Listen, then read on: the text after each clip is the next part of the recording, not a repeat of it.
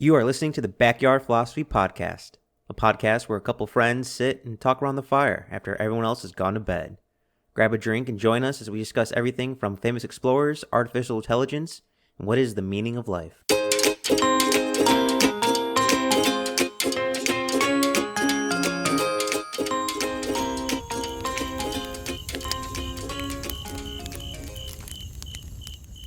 Many of us wish to travel amongst the stars and see new planets, to colonize and begin new worlds that are light years away. But in order to find these distant celestial bodies, we must pierce deep into the void of space. How do scientists take telescopes and view planets millions of light years away? Well, through gravity. And before I tell you how us humans are using stars to see planets, Nick, how are you and what are you drinking? I am just drinking some boring old Gatorade. How about you? I'm feeling pretty good, drinking some 9-branded bourbon. And, Nick, we're going back to space. Woo! I've picked a hell of a podcast to not drink to. Oh, yeah, you did. Oh, we've all heard, read, or seen articles or videos of scientists proclaiming that they know what exoplanets look like, that they might have renderings or photos made of a planet millions of light years away from Earth, which many people say that's impossible. There's no way nor any current technology that allows humans to see that far. You would be wrong.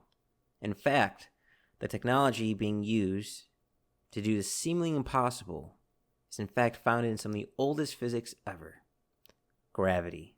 Let us start with an OG in physics. Einstein. All roads may lead to Rome, but it seems all physics lead back to Einstein.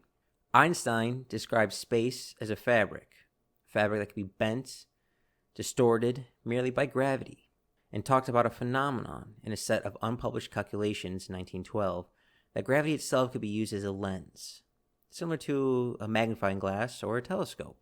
But it wouldn't be till Ernst Kolchakov in 1924 and Frankensick Link in 1936 that would publish on these theoretical phenomenon. Many of you may be familiar with the analogy that space is like a stretched out blanket.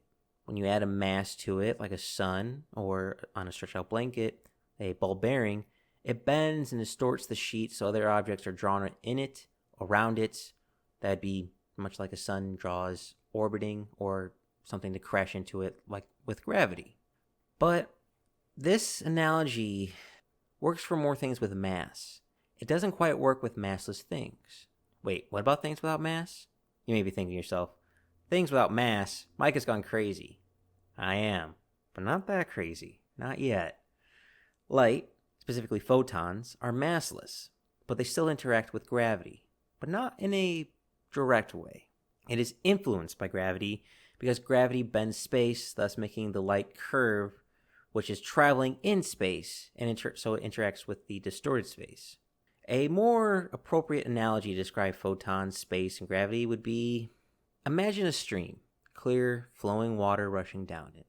In this scenario, the riverbed would be space, the area being used.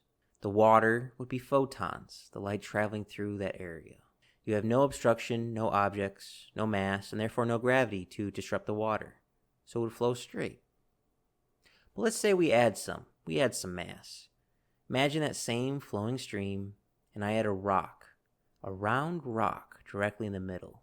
This would change the environment, the river, aka space, because I added an object with mass with it, aka a sun, in this case a rock, to the river. This rock in the middle of the river would cause the water, again, the water being photons, to bend around the rock, creating a slipstream in the water, looking like a teardrop. This water bending around the rock is exactly how photons bend around the sun. The photons I'm talking about are not the photons being produced by our sun, but rather by distant stars and planets.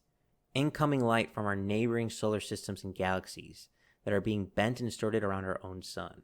Okay, light is being bent around our sun to look like a teardrop. How does this help us see planets light years away?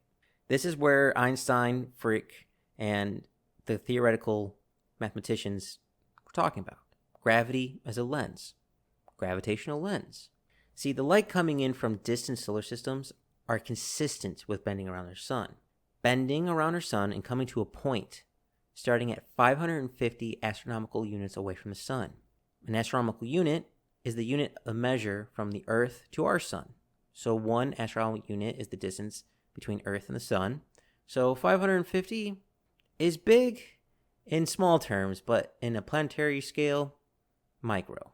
The light bending is, again, much like how the water bends around a rock. It comes to a point, that teardrop point.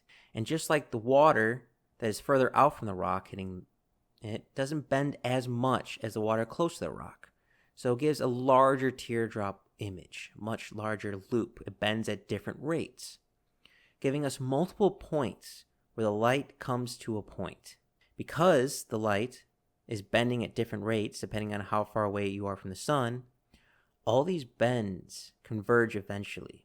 The first major one being 550 astronomical units away, like I mentioned, followed by another one, which is the next major one, 550 units from that, etc., etc., etc.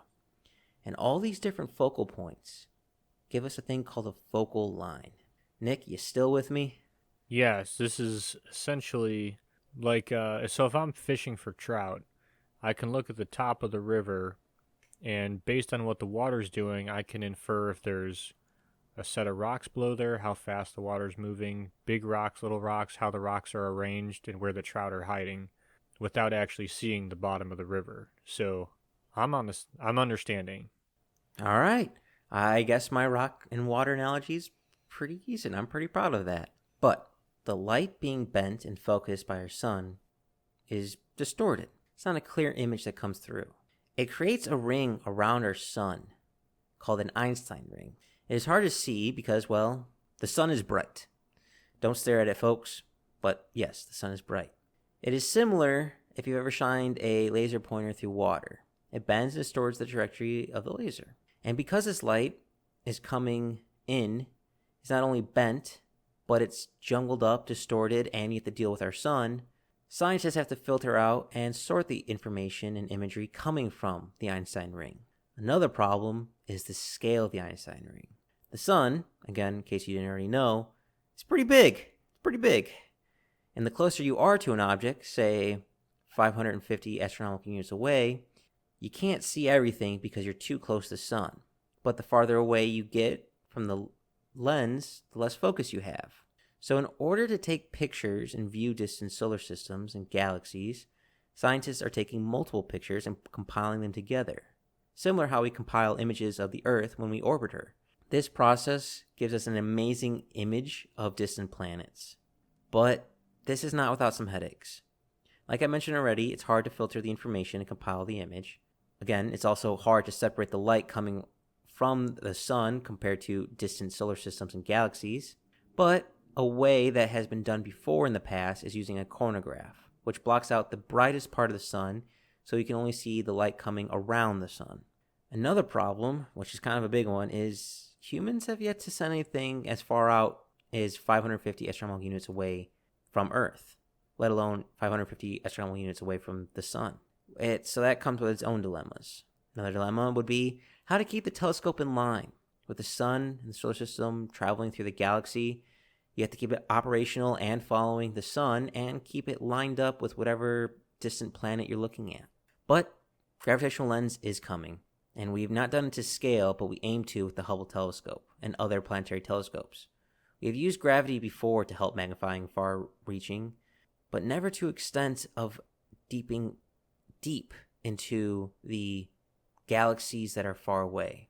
And for scale on how much this improves, this would be able to, if we use the gravitational lens, if say the next closest solar system, we would be able to, it's equivalent of seeing a person's tip of their human hair while they're on the moon when you're in New York City. That's the scale of magnitude gravitational lenses can give us. And that's how gravitational lens works. We watch light come in from distant suns and galaxies, bend around our sun, and bend into a focal point.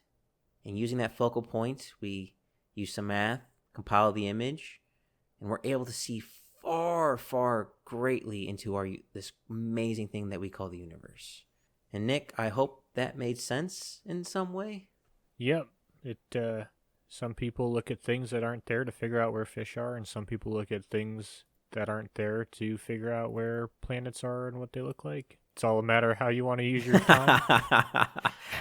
Some of us enjoy physics, astrology, and engineering, Nick. All right. Well, with that being said, I hope you all enjoyed. And as always, thank you all for listening.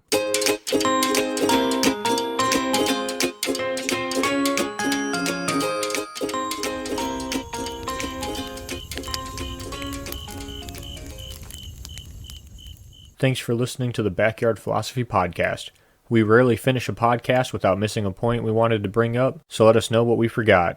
And if you have a topic you want us to talk about, let us know at Backyard Philosophy on Instagram